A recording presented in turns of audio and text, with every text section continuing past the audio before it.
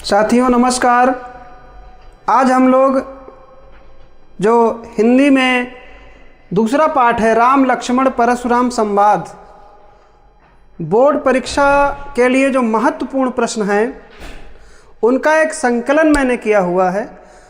उन्हीं प्रश्नों पर हम लोग चर्चा करेंगे। आइए प्रारंभ करते हैं।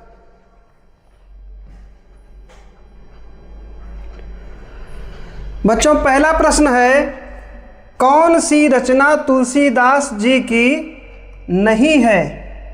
मैंने आप लोगों को इससे पहले भी समझाया था कि परीक्षा में प्रश्न को बहुत ध्यान से पढ़ने की ज़रूरत होती है या नहीं पे बहुत ध्यान रखना होता है। यहाँ पर कह रहा प्रश्न नहीं है। गीतावली, पार्वती मंगल, कृष्ण गीतावली और कामायनी। इसमें बच्चों गीतावली, पार्वती मंगल और कृष्ण गीतावली ये तुलसीदास जी की ही रचनाएं हैं, लेकिन कामायनी जो है ये जयशंकर प्रसाद की रचना है। इसलिए हमारा विकल्प डी सही होगा। अगला प्रश्न, तुलसीदास जी की कौन सी रचना लोकप्रिय है? रामचरितमानस, पार्वती मंगल, जानकी मंगल, हनुमान बाहुक। तो बच्चों बताना चाहेंगे तुलसीदास जी की एक रचना है रामचरितमानस।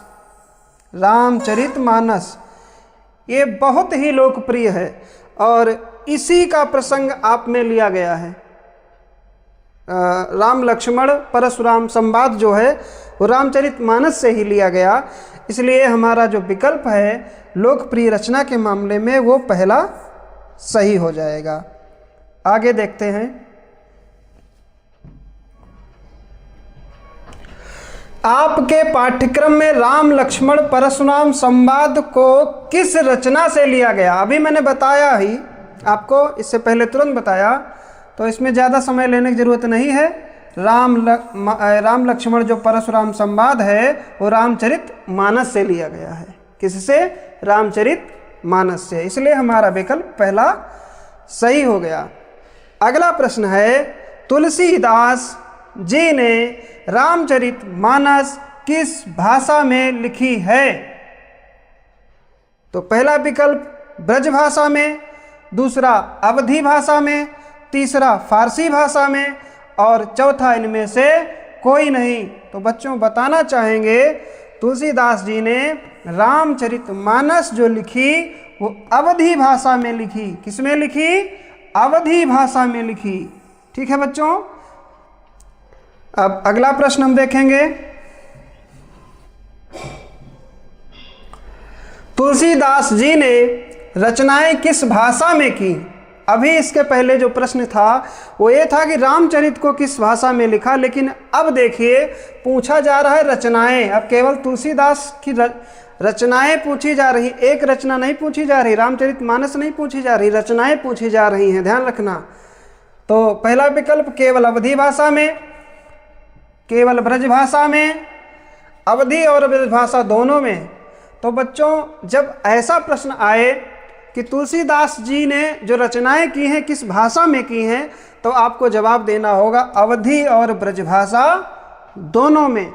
अगर यही प्रश्न आता है कि तुलसीदास जी ने रामचरित किस भाषा में लिखी, तो आपको लिखना होगा केवल अवधी भाषा में। ठीक है। अगला प्रश्न, तुलसीदास जी के बचपन का नाम क्या था? भोलानाथ, राम बोला, शिव बोला, इनमें से कोई नहीं। देखिए बच्चों इस पर भी ध्यान रखना, राम भोला लिखा हुआ है, राम भोला नहीं होगा, याद रखना। राम भोला अगर लिखा मिल जाए एक जगह राम बोला भी हो तो आप कंफ्यूज मत होना, राम भोला वाला जो विकल्प होगा वही सही होगा। यानी इनके जो बचपन का नाम था वो राम बोला था। ठीक है। आगे बढ़ते हैं हम लोग। तुलसीदास जी के संबंध में सही विकल्प है। तुलसीदास जी के संबंध में सही विकल्प है। क्या है?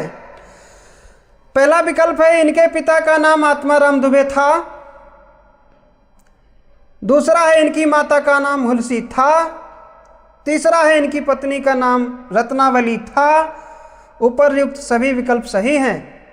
तो भैया इनके पिता का नाम आत्माराम दुबे तो था, इनकी माता का नाम हुलसी, याद रखना, ये भी था। इनकी पत्नी का नाम रत्नावली, ये भी था।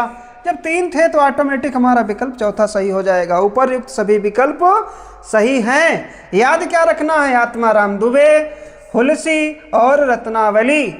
ठीक है बच्चों, अगला प्रश्न है, रामचरितमानस में हैं, रामचरितमानस में हैं क्या? कहा दोहे, चौपाई, छंद, ये सभी।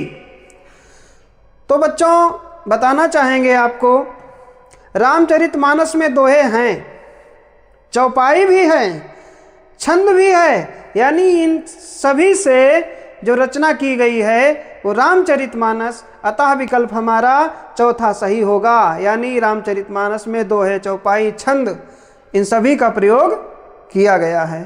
ठीक है, आगे बढ़ते हैं। तुलसीदास जी के जन्म के संबंध में सही नहीं है। बच्चों नहीं वाला प्रश्न हमने ज़्यादातर इसलिए बनाया है ताकि एक प्रश्न में आपको एक से अधिक उत्तर मिल सके। देखिए, कह रहा नहीं है जन्म स्थान के बारे में। राजापुर गांव ये तो था बच्चों, बांदा जिला ये भी था। अब ये राजापुर गांव और बांदा जिला क्या छत्तीसगढ़ में थे या उत्तर प्रदेश में? तो बताना चाहेंगे ये जो बांदा जिला है ये उत्तर प्रदेश का जिला है, उत्तर प्रदेश राज्य का जिला है। और इसी बांदा जिले में एक स्थान है, एक गांव है, वो है राजापुर। क्या है? राजापुर। कुछ लोग अब ये भी बता रहे हैं कि ये जन्म स्थान है, ये चित्रकूट अगर आ जाए विकल्प में तो आप बांदा न हो तो चित्रकूट सही होगा। लेकिन अभी जैसा कि पुस्तकों में मिल रहा है बांदा जिला उत्तर प्रदेश, राजापुर गांव, तो आप इतना ही याद रखना, राजापुर गांव, बांदा जिला और उत्तर प्रदेश राज्य। ठीक है ना? चलिए आगे देखते हैं अगला प्रश्न। तुलसीदास जी किस धारा के कवि हैं? पूछ रहा किस धारा के कवि हैं? सगुण धारा, निर्गुण धारा, सगुण निर्गुण दोनों, या इनमें से कोई नहीं? तो बताना चाहेंगे बच्चों तुलसीदास जी की जो धारा थी वो सगुण धारा थी, इसलिए हमारा विकल्प पहला सही होगा।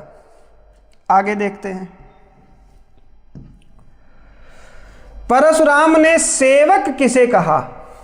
परशुराम ने सेवक किसे कहा? राम को, लक्ष्मण को, सहस्रबाहु को, जो सेवा करे उसको? तो बच्चों इसमें कहा है सेवक सोई जो करे सेवकाई।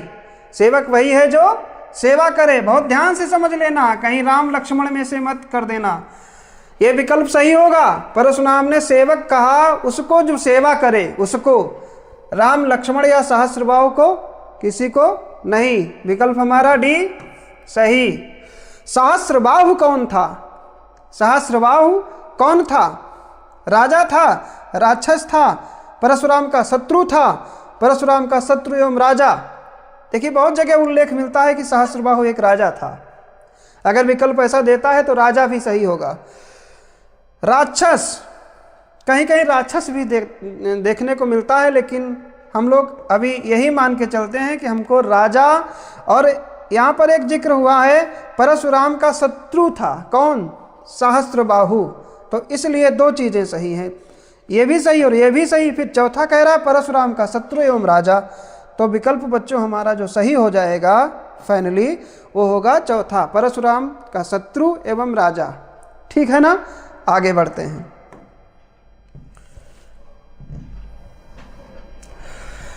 लिखा है 13 नंबर में, हे नाथ धनुष तोड़ने वाला आपका ही कोई दास होगा। क्या?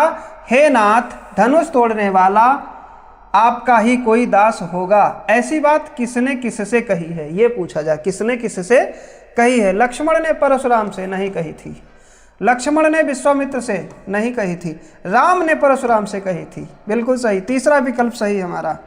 राम ने परशुराम से कहा था, हे नाथ, धनुष तोड़ने वाला आपका ही कोई दास होगा। 14 नंबर प्रश्न है, कोटि कुलिस सम बचन तुम्हारा में अलंकार कह रहा है। कोटि कुलिस सम बचन तुम्हारा। तो देखिए बच्चों, इसमें जो का वर्ण है इसकी 2 बार आवृत्ति हो रही है, और किसी भी वर्ण की एक से अगर अधिक बार आवृत्ति होती है तो वहां पर अनुप्रास अलंकार होता है। तो पहले नंबर में तो अनुप्रास है इसमें।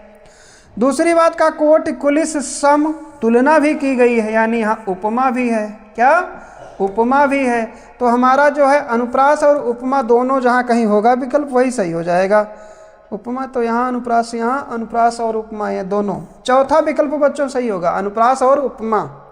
अलंकार का एक वीडियो हम देंगे आपको, उसमें आपको अलंकार की जानकारी मिल जाएगी।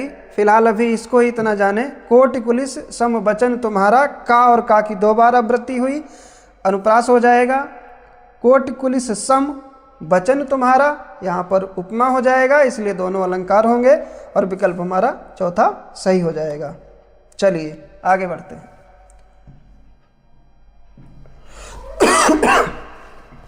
भृगुकुल केतु किसे कहा गया बच्चों? पूछा जाएगा, बहुत महत्वपूर्ण प्रश्न है, बहुत पूछा जाता है।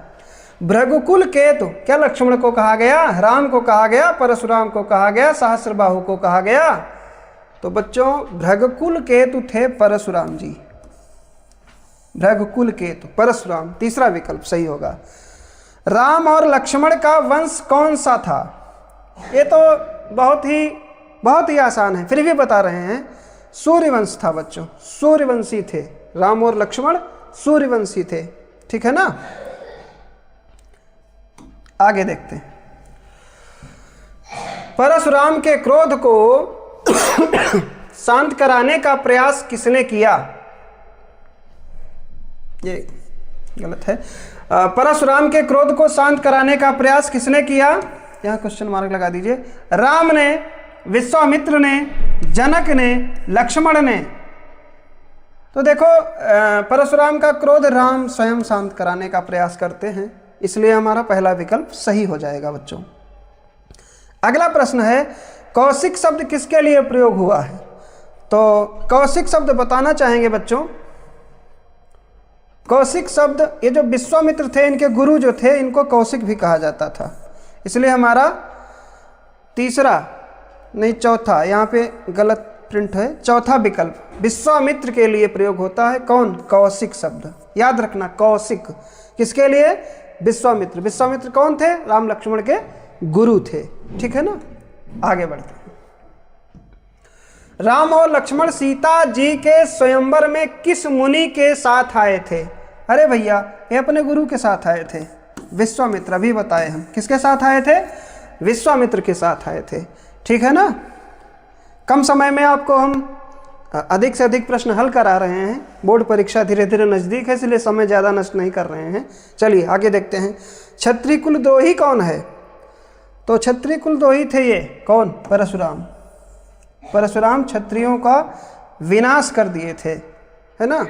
तो परशुराम क्षत्रिय कुलद्रोही हैं, ऐसा रामचरितमानस में लिखा हुआ है कि ये क्षत्रिय कुलद्रोही थे परशुराम। चलिए आगे बढ़ते हैं। राम और लक्ष्मण परशुराम संवाद में किस रस की प्रमुखता है? राम और लक्ष्मण जो परशुराम है, इतना जो पार्ट है इसमें वीर रस है बच्चों, वीरता है इसमें। इधर लक्ष्मण भी बहुत आक्रोश में है और उधर परशुराम भी बड़ा गुस्से में है, वीर रस है यहाँ पे बच्चों, ठीक है ना। सहस्त्रबाहु सम सो रिपुमोरा में कौन सा अलंकार? यहाँ जहाँ सम दिखे एकदम दिमाग लगाने की जरूरत है कि यहाँ पर उपमा होगा, है ना, तो हम उपमा अलंकार कर देते हैं, ठीक है। आगे बढ़ते हैं। परशुराम के क्रोध करने पर किसने तर्क दिए? तर्क एक व्यक्ति दे रहा था, वो थे लक्ष्मण। विकल्प दूसरा सही। बालक बोल बधो नहीं तो ही कौन अलंकार है? बालक बोल बधो नहीं तो ही, बा 3 बार आया, और वर्ण की लगातार आवृत्ति होने पर अनुप्रास हो जाता है। चौथा विकल्प सही हो जाएगा। तो इस तरीके से ये 24 प्रश्न थे जो कि महत्वपूर्ण थे, और इनको अगर आप लोग सही ध्यान से सही मन से याद कर लिए तो मुझे नहीं लगता इस पाठ से कोई भी प्रश्न बहुविकल्पी अगर आता है तो गलत होगा।